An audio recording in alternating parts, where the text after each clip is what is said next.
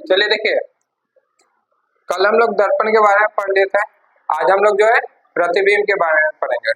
प्रतिबिंब देखिए, हमको क्या पता है ना कि जब भी हम लोग देखिएगा यहाँ पे कि प्रत्येक वस्तु से ना बहुत सारे प्रकार के बहुत सारे जो है ना किरण निकलते हैं, ठीक ना। प्रत्येक वस्तु से जो है अनंत किरणें निकलते हैं, लेकिन प्रतिबिंब बनाने के लिए दो किरणों की आवश्यकता होती है। कितनी किरणें? दो किरण, ठीक ना। अगर आपको जो है प्रतिबिंब बनाना है, इमेज बनाना है, तो दो किरणों की आवश्यकता होती है, समझे। तो वह दो किरण जो है एक दूसरे को काटना चाहिए या काटती हुई प्रतीत होना चाहिए, तभी जाकर जो है प्रतिबिंब बन सकता है। जैसे यहाँ पढ़िएगा, प्रत्येक वस्तु से जो है अनंत किरणें निकलती है, ठीक ना, किंतु प्रतिबिंब बनाने के लिए किसी दो किरण की आवश्यकता होती है, ठीक ना। जब किरणें एक दूसरे को काटती है या काटती हुई प्रतीत होती है, तब जाकर जो है क्या बनता है? प्रतिबिंब बनता है, ठीक ना। जब किरणें एक दूसरे को जो है काटती है या काटती हुई प्रतीत होती है, तब जाकर क्या बनता है? प्रतिबिंब बनता है, ठीक ना। अगर एक दूसरे को मतलब जब दो किरणें जो है ना, जब दो किरणें एक दूसरे को वास्तव में काटेगी तो वास्तविक प्रतिबिंब बनेगा, ठीक ना। जब दो किरणें जो है एक दूसरे को वास्तव में काटती है तो वास्तविक प्रतिबिंब बनेगा। लेकिन जब एक दूसरे को काटती हुई प्रतीत होती है तो वहां पर कैसा प्रतिबिंब बनेगा? काल्पनिक प्रतिबिंब, ठीक ना। या काल्पनिक प्रतिबिंब का ही दूसरा नाम क्या है? आभासी प्रतिबिंब, समझ गए ना। जब प्रकाश की किरणें एक दूसरे को वास्तव में काटेगी तो वास्तविक प्रतिबिंब, और काटती हुई प्रतीत होगी तो कैसा प्रतिबिंब? ठीक ना, हाँ, काल्पनिक या आभासी प्रतिबिंब बनता है। कोई दिक्कत नहीं ना। यहाँ पे एक क्वेश्चन लिखा है कि वास्तविक और काल्पनिक प्रतिबिंब में अंतर बताएं। क्लास 10th में आप लोग पढ़े होंगे। अच्छा बताइएगा, वास्तविक प्रतिबिंब जो है सीधा होता है कि उल्टा होता है? उल्टा, ठीक ना। वास्तविक प्रतिबिंब जो है वस्तु के अपेक्षा जो है उल्टा बनता है, ठीक ना।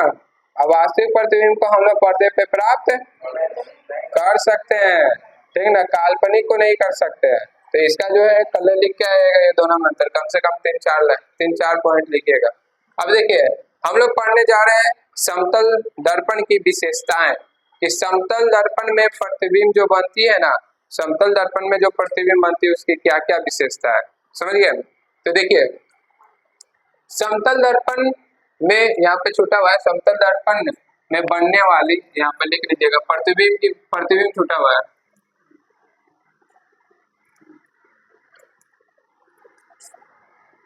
यहाँ पे छुट्टिया है, लिख लीजिएगा। समतल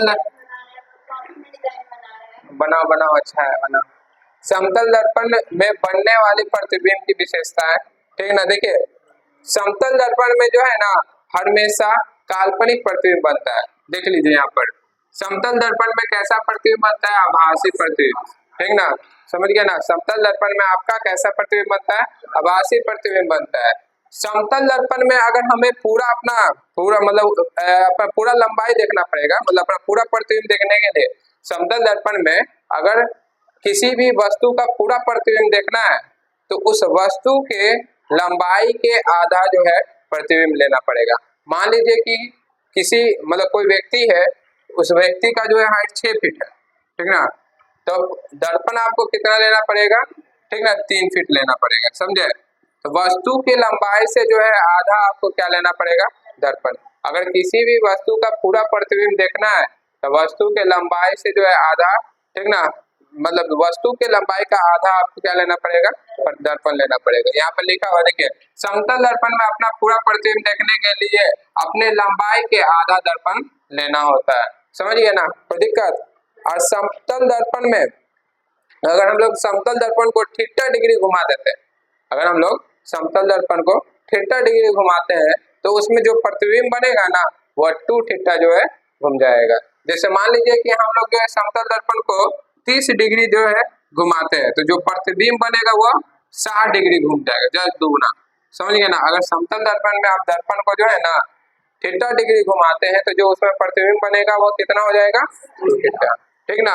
अब देखिए, समतल दर्पण में अगर कोई व्यक्ति जो है समतल दर्पण की ओर, अगर समतल दर्पण की ओर जो है कोई व्यक्ति भी वेग से जा रहा है, कितना वेग से? मान लीजिए समतल दर्पण है, देखिए ध्यान से सुनिएगा।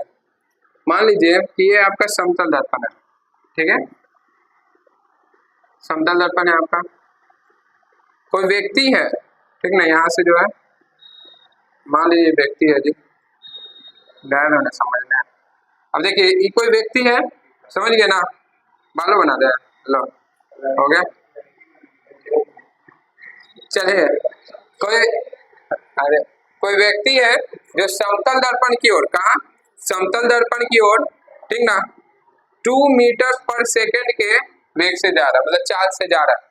कोई व्यक्ति जो है समतल दर्पण की ओर जो है 2 मीटर पर सेकेंड के चाल से जो है जा रहा है, तो उधर से जो प्रतिबिंब बनेगा ना, वो प्रतिबिंब जो है 4 मीटर पर सेकेंड के रफ्तार से आता हुआ जो है आपको दिखेगा, वेग से आता हुआ दिखेगा। कोई दिक्कत? अगर हम लोग समतल दर्पण की ओर भी वेग से जा रहे हैं तो उसका प्रतिबिंब जस्ट दुगना हो जाता है, 2 भी वेग से आता हुआ प्रतीत होगा। आप लोग देखे होंगे जो हम लोग, ठीक ना, जैसे आप मॉल में जाइएगा, मतलब या जिमों में देखे होंगे कि दर्पण का प्रयोग जो है ज्यादा किया जाता है, ताकि उसमें जो है अगर आप हल्का सा भी जो है एक्सरसाइज करते हैं ना, तो आपका बॉडी जो है पूरा पंप होकर जो है वहां पे दिखाई देता है। चाहे आप जो रनिंग वाला होता है ना, रनिंग वाला पे आप हल्का मतलब धीरे धीरे भी दौड़ रहे रहेंगे ना, तो दर्पण में जब देखिएगा ना तो लगेगा कि कितना स्पीड हम दौड़ रहे हैं, क्योंकि आपके अगर आप रनिंग वाला पर जो है, ठीक ना, 20 मीटर पर सेकंड की रफ्तार से अगर दौड़ रहे हैं, तो उसमें जो दर्पण में देखिएगा ना, एकदम 40 मीटर बाद एकदम उड़न पड़ी बन गया।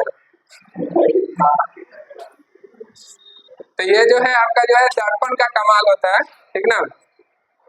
अगर समतल दर्पण में अगर आप समतल दर्पण की ओर अगर आप भी वेग से जा रहे हैं, तो उधर जो प्रतिबिंब आता हुआ प्रतिबिंब जो है 2 भी वेग से जो है आता हुआ क्या होगा, प्रतीत होगा। कोई दिक्कत नहीं ना। तो कल ये वाला क्वेश्चन मतलब लिख लीजिएगा, वास्तविक और काल्पनिक प्रतिबिंब में अंतर बताएं, और ये समतल दर्पण की जो है विशेषता पढ़ लीजिएगा, इससे जो है ना न्यूमेरिकल सॉल्व होगा, इससे न्यूमेरिकल सॉल्व होगा। अभी हम लोग पढ़ेंगे ना जो न्यूमेरिकल, वो जो है सॉल्व होगा, कोई दिक्कत नहीं ना।